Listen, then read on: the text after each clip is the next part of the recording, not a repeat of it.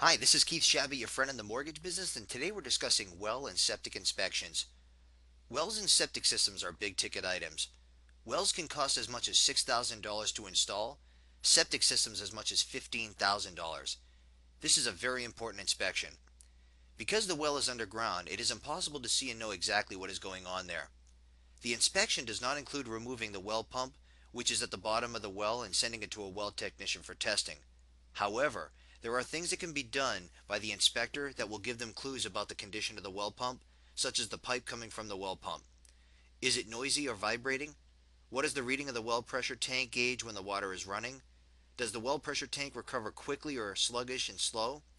They will recommend that a water sample be taken with every well inspection. Not only do you need to know if the well equipment is operating properly, you need to know that the well is producing healthy, clean water that will not make you sick. When a septic inspection is done for you, it has also included literature about the septic systems and how to maintain the septic system. It is important to have a septic pump during the inspection. Only by pumping the septic system can the inspector see baffles inside the tank that separate the solids from the wastewater. If the baffles are deteriorated, it will allow the solids to clog up the drain field.